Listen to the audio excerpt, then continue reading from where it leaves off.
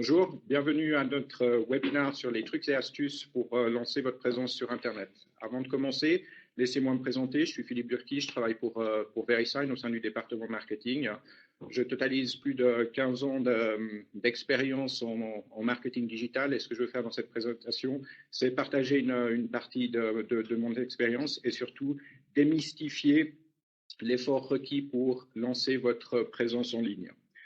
Le but de cette présentation, c'est que vous compreniez l'importance de la présence en ligne, comprendre l'importance du nom de domaine dans cette présence en ligne et vous guider à travers les différentes étapes pour lancer votre présence sur Internet.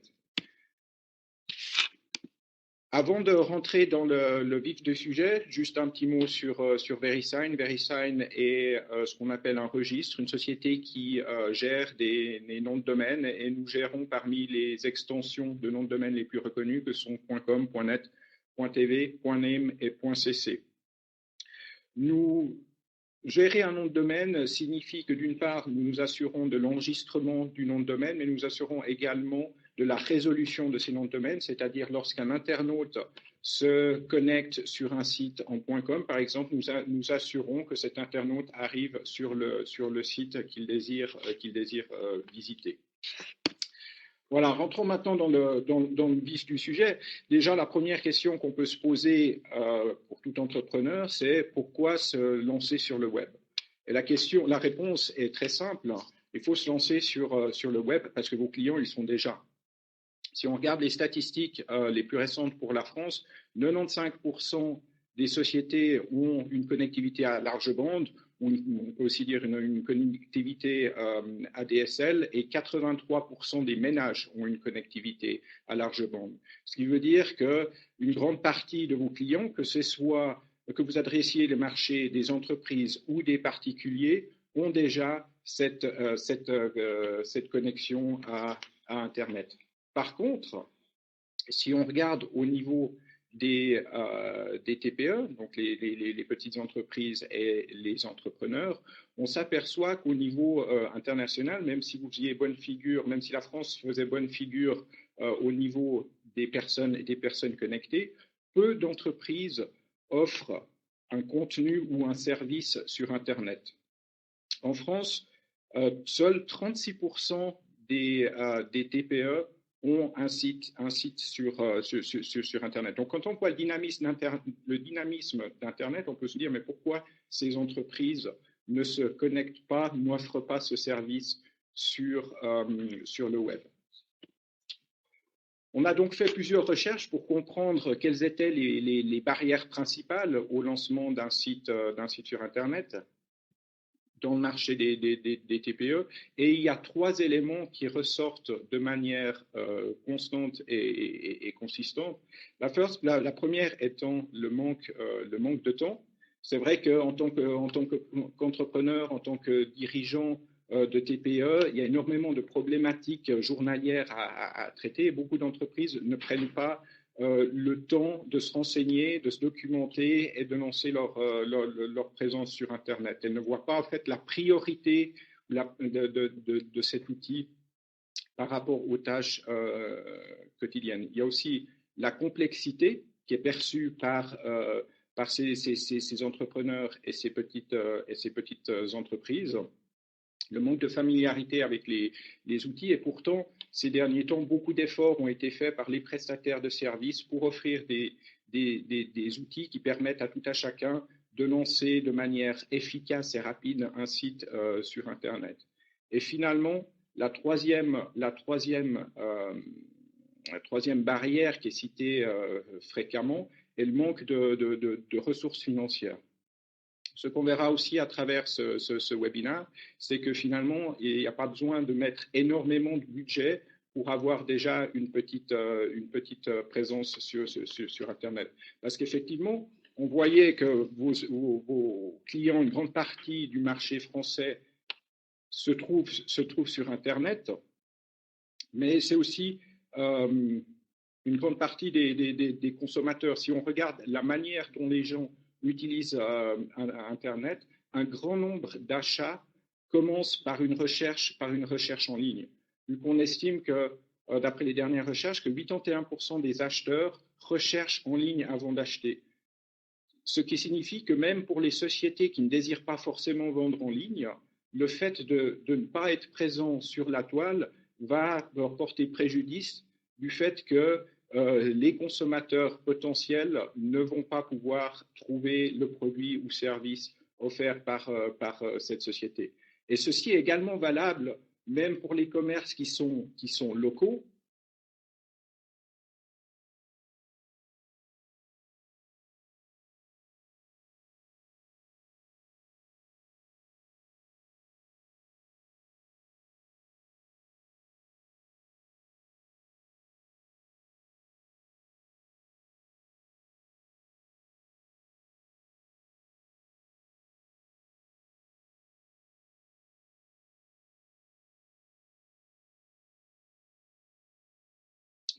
Qui ont fait une recherche locale sur leur smartphone visitent un magasin dans la journée. Donc on voit que le site internet, que ce soit une visite sur desktop ou une visite sur heure de business, et des données de la.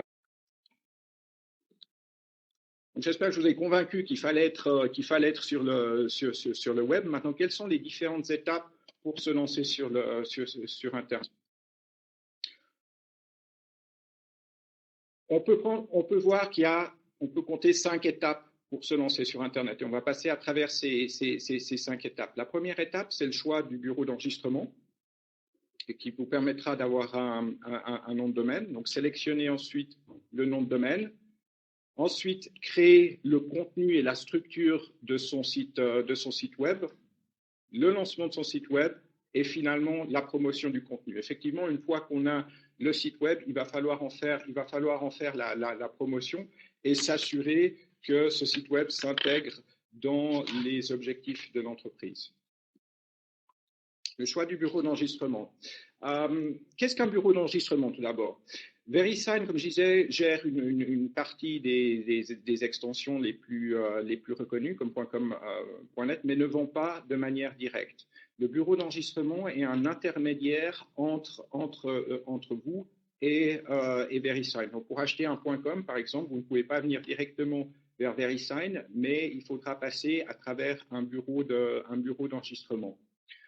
Les bureaux d'enregistrement avec lesquels nous travaillons, pour la majorité, ne font pas juste l'intermédiaire entre nous et vous, mais offrent également des outils qui vous permettront de lancer votre présence en ligne, tels que outils de construction de sites, hosting, outils de recommandation, etc. Donc, ces sociétés vont, en plus du nom de domaine, vous fournir tout un paquet de services qui vous permettront d'avoir une présence en ligne efficace. Maintenant, toutes ces sociétés offrent différentes choses. Donc, il y a certains facteurs à prendre en compte lorsque vous allez choisir votre bureau d'enregistrement. Vous savez déjà dès le départ qu'il vous faut un nom. Le nom va être au cœur de votre présence en ligne. Mais après, pour choisir le bureau d'enregistrement, il va falloir savoir ce que vous voulez avoir en plus de votre nom. Est-ce que vous allez passer par un développeur de site web? Dans quel cas vous pourrez avoir chez votre bureau d'enregistrement la partie hosting, ou est-ce que vous allez plutôt vouloir un outil qui vous permettra de gérer votre site? Et si tel est le cas, il faudra regarder quelles sont les offres que le bureau d'enregistrement peut vous fournir à ce niveau-là. Ensuite, il est aussi important de prendre en considération comment vous pensez faire évoluer votre site. Par exemple, si vous avez pour l'instant juste envie d'un site, d'une vitrine en ligne, peut-être que plus tard, vous aurez envie d'une boutique. Donc, à ce moment-là, vous voudrez que le bureau d'enregistrement, votre fournisseur, vous fournissent aussi ce type de service. Donc, il est important de prendre ces besoins futurs aussi en considération. Maintenant, vous n'êtes pas obligé de prendre tous ces services chez le même prestataire. Vous pouvez très bien acheter votre nom de domaine dans un bureau d'enregistrement et acheter votre hébergement chez une autre société. Donc ça, après, ça dépend aussi de votre aptitude à configurer les différents outils, sachant que si vous prenez tout l'ensemble à un même endroit, ben vous aurez un seul et unique interlocuteur. Il est aussi important, surtout quand on parle de nom de domaine, d'avoir un partenaire fiable et stable. Vous voudrez que ce partenaire soit crédible. En effet, ce partenaire va gérer pour vous votre identité en ligne. Finalement, vous pourrez aussi chercher un bureau d'enregistrement soit à l'international, soit au niveau local en France. Peut-être que vous pourrez obtenir des prix plus intéressants si vous allez à l'international, au niveau des différents concurrents. Par contre, il faut prendre en compte aussi le service que le bureau d'enregistrement va pouvoir vous fournir. Est-ce qu'un acteur international va pouvoir vous fournir un service et un support durant les heures d'ouverture? Est-ce qu'il va pouvoir vous servir en français? Donc, c'est tous des facteurs à prendre en compte en plus du prix pour choisir votre bureau d'enregistrement. Nous sommes présents sur notre stand virtuel avec la société Amen aujourd'hui, qui est un de nos bureaux d'enregistrement. La société Amen vous fait une offre dans le cadre du salon à 95 centimes d'euros. Vous trouvez également d'autres partenaires sur notre site votreidée.com sous la rubrique partenaires. Une fois que vous avez pris en considération ces facteurs et que vous avez choisi votre bureau d'enregistrement, il est temps de penser à votre nom de domaine. Beaucoup d'acteurs beaucoup d'entrepreneurs commencent d'abord par réfléchir à leur nom et ensuite vont chercher les extensions dans lesquelles ce nom est disponible. Nous préconisons plutôt de choisir d'abord l'extension et ensuite de chercher le nom de votre entreprise. En effet, l'extension va s'ajouter à votre marque et va être importante dans dans votre nom de domaine. Tout le monde connaît .com, extension internationale à la base d'Internet. Nous gérons aussi .net sur la même infrastructure, qui est une sorte de petit frère de .com. Et nous gérons aussi .tv, qui est vraiment un nom de domaine qui est adapté si vous avez des sites avec du contenu multimédia. Il y a une fois que vous avez choisi votre extension, il y a différents facteurs à prendre en compte pour choisir votre nom de domaine. Vous pouvez partir sur un nom de marque ou vous pouvez partir sur des mots-clés. L'avantage de partir sur un nom de marque, c'est que ça va mettre votre marque en avant, mais ça va vraiment dépendre de l'importance que vous allez vouloir donner à votre marque. Est-ce que votre marque est un des éléments que vous voulez mettre en avant ou est-ce que c'est plus votre activité que vous voulez mettre en avant? Si on prend par exemple l'exemple d'une société de taxi, peut-être que ce qui est important, c'est de dire je suis taxi dans le 15e arrondissement, donc par exemple taxi15eparis.com, plutôt que de dire je suis la société abctaxi.com.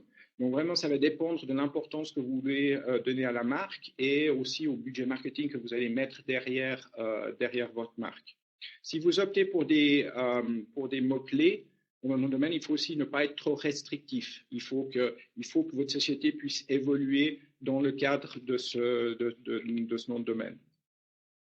Finalement, un nom de domaine doit aussi être simple, pas nécessairement court, mais simple, facile à retenir, à épeler et à prononcer. Plus il sera descriptif, plus il restera ancré dans la tête de vos clients et prospects. Une fois que vous avez choisi votre nom de domaine principal, il peut être aussi intéressant d'enregistrer des noms alternatifs. Ça ne veut pas dire que vous allez avoir plusieurs sites, mais ça veut dire que vous allez utiliser une partie des noms de domaine pour rediriger sur votre site principal et sur votre nom de domaine principal. Ceci vous permettra, par exemple, de couvrir des fautes de frappe. Si les internautes peuvent, en tapant sur leur clavier, faire une faute de frappe, ou si vous avez un mot qui n'est pas forcément facile à épeler, vous voudrez probablement vous couvrir. Un exemple que je cite souvent, c'est à l'époque où Google a lancé son service de messagerie en ligne Gmail. Beaucoup de personnes tapaient, à la place de taper gmail.com, tapaient gamil.com, si vous avez une faute de frappe. Il peut être aussi intéressant d'utiliser des variations. Par exemple, si vous avez un nom de domaine qui a plusieurs mots, vous voudrez peut-être l'écrire avec guillemets, sans guillemets, et vous ne savez jamais comment le client va réagir par rapport à ces différentes variations. Donc, vous protégez contre les fautes de frappe, contre les variations, peut effectivement générer plus de trafic parce que vous éviterez de perdre une partie de ce trafic, soit chez un concurrent, soit de le perdre vu qu'il ne trouvera pas votre site.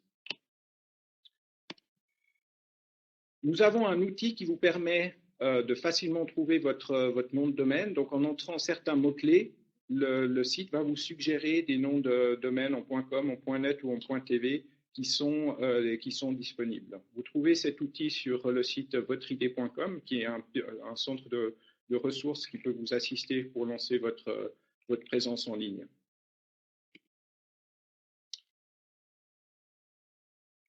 On recommande toujours de commencer par l'enregistrement du nom de domaine parce qu'effectivement, c'est un élément crucial au niveau de l'entreprise.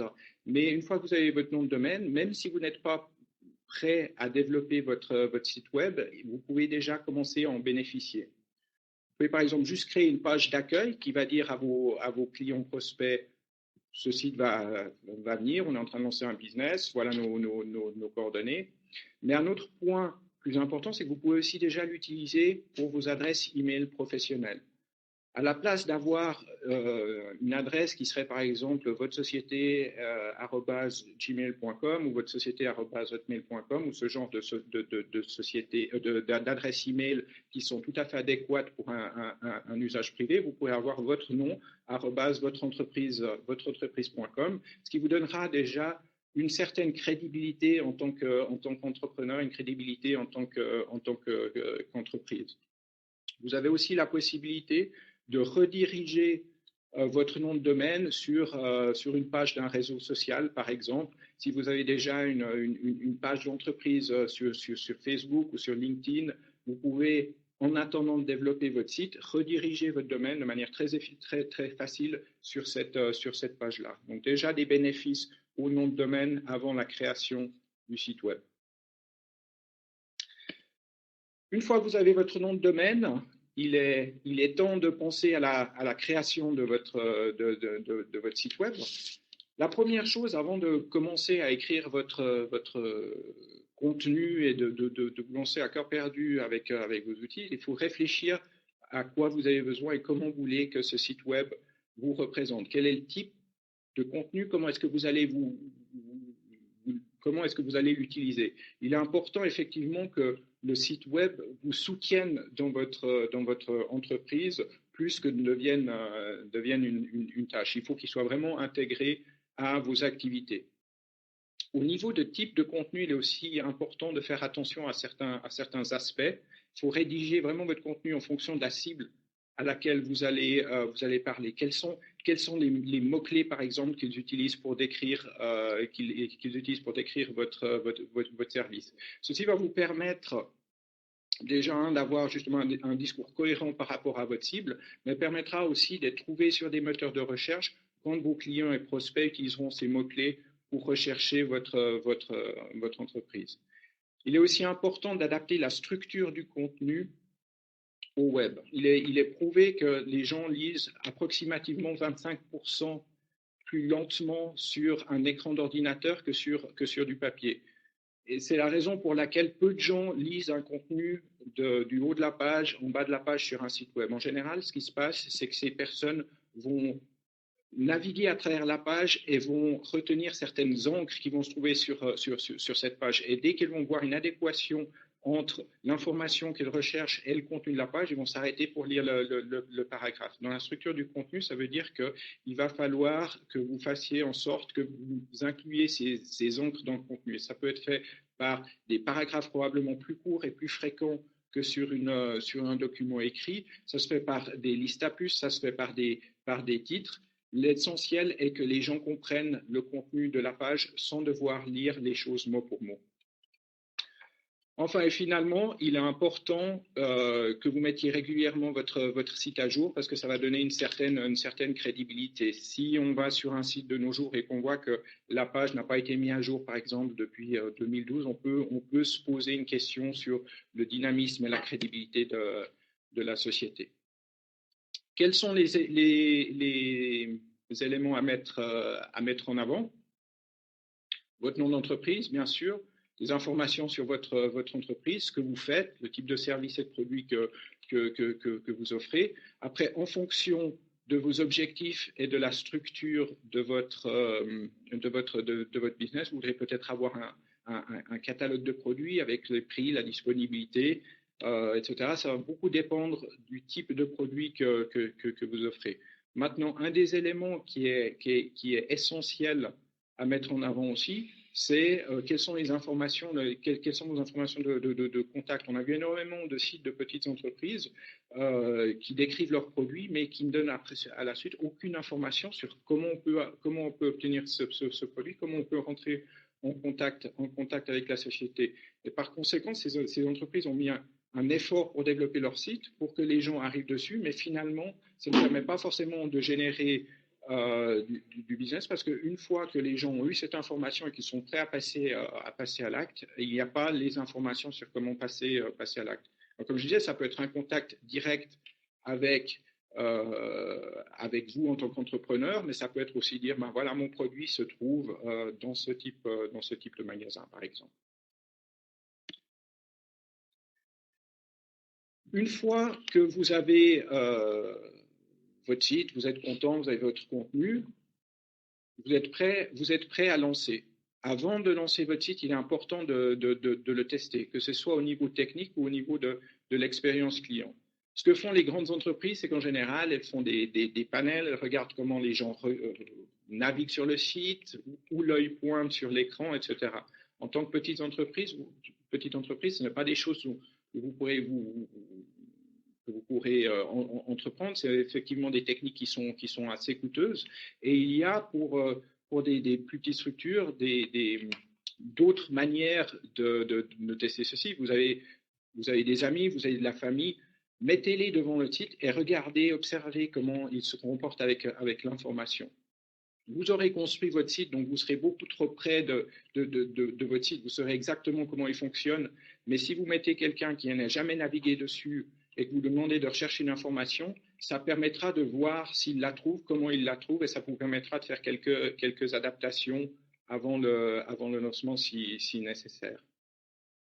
Une fois que vous êtes prêt, vous lancez votre site, ce qui est en général une opération très facile. Il suffit d'appuyer sur un bouton pour publier votre site. Et c'est là que ça commence. Il faut commencer la promotion de votre site. En effet, un site qui n'est pas promu n'aura pas de visite. Donc, ça commence déjà par soumettre votre site aux principaux moteurs de recherche pour qu'elles puissent indexer le contenu du site, les mettre dans les répertoires et services appropriés, que ce soit par exemple les services de Google Maps, que ce soit des services de page jaune, etc., ou des index qui sont liés à votre société. Et plus vous arriverez au fait à générer des liens entrant sur votre site, c'est-à-dire des liens qui pointent sur vos pages, plus ce sera bénéfique pour votre promotion. Il est aussi important de faire la promotion offline. Publiez votre nom de domaine ou l'adresse de votre site sur vos documents imprimés, sur vos cartes de crédit, sur vos en-têtes de lettres, etc., afin de faire connaître votre site. Et ceci n'est qu'un début, parce que justement, vous allez pouvoir voir comment vos clients se comportent, mettre votre site à jour, commencer à interagir et le faire évoluer pour que cela devienne vraiment un outil qui supporte votre développement commercial. En conclusion, ce que je voulais vous transmettre durant ces quelques minutes de webinaire, c'est que créer sa présence en ligne, c'est finalement quelque chose de relativement facile. Il faut faire d'une manière évolutive. Il ne faut pas forcément penser directement à un site complexe, mais commencer par différentes étapes qui vous permettent de construire votre crédibilité sur Internet. Et il y a de nombreux partenaires qui sont là pour vous épauler, que ce soit nos bureaux d'enregistrement qui vous offrent des outils pour vous lancer sur Internet, ou des développeurs web. Le nom de domaine est un facteur clé dans votre présence en ligne. C'est vraiment votre identité en ligne. Et ça vous permet également d'avoir d'autres services qui vont construire votre crédibilité, comme par exemple vos adresses email professionnelles. Si vous optez pour une extension .com, .net ou en .tv, vous pourrez bénéficier d'une extension mondialement reconnue qui est gérée par VeriSign sur une infrastructure très performante. Nous allons bientôt répondre aux questions que vous avez posées durant le webinaire, mais nous vous attendons également sur notre standvirtuel.com où un groupe de conseillers est là pour répondre à toutes vos questions. Et nous avons également un site qui est votreidée.com qui contient une série d'informations sur comment se lancer en ligne et comment avoir du succès sur Internet.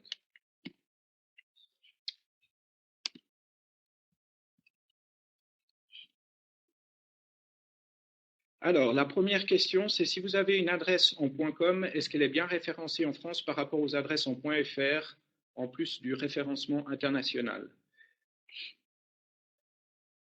La réponse est oui.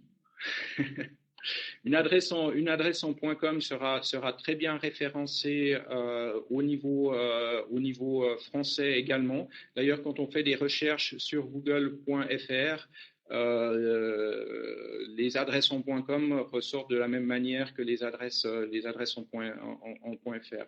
Donc, un domaine en .com vous permettra non seulement d'avoir une adresse en .com vous permettra non seulement d'avoir une présence locale, mais une présence internationale aussi. Deuxième question, faut-il déposer son nom de domaine à l'INPI? Je ne peux pas parler pour toutes les extensions, mais pour .com, il n'est pas nécessaire. .com fonctionne d'après le principe du premier venu, premier servi. Donc, si vous trouvez un nom de domaine disponible qui vous plaît, enregistrez-le, ça vous garantira de pouvoir en bénéficier.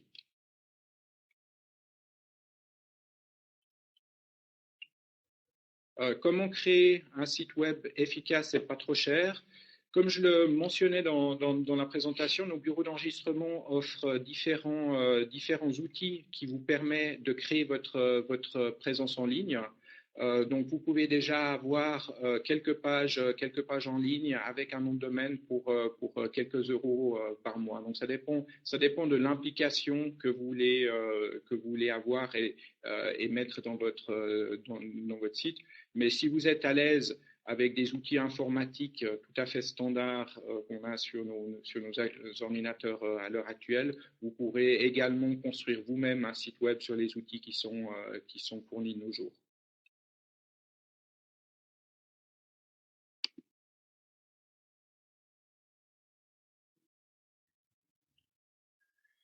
Alors, pouvez-vous parler, s'il vous plaît, de l'importance de la localisation géographique des serveurs si l'on souhaite toucher des internautes à l'international, par exemple? Alors, je ne suis pas un expert en référencement. Effectivement, la localisation des serveurs peut avoir une importance sur le référencement.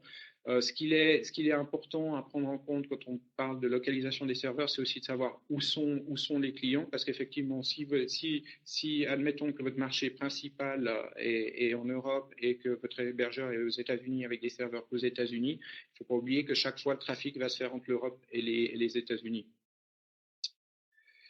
Y a-t-il des différences de prix entre .net, .com, .fr par exemple? La politique de prix est complètement indépendante de VeriSign. Elles sont gérées par les bureaux d'enregistrement et donc chaque bureau d'enregistrement peut avoir une politique différente entre les différentes extensions. En général, ce qu'on voit, c'est que les prix se tiennent entre les différentes extensions classiques. Par contre, comme je vous dis, cela dépend des bureaux d'enregistrement. Voilà, je crois qu'on arrive maintenant au bout du temps qui nous a été imparti. N'hésitez pas à venir sur notre stand pour continuer la discussion et je vous remercie pour votre attention et pour avoir participé à notre webinaire. Merci beaucoup.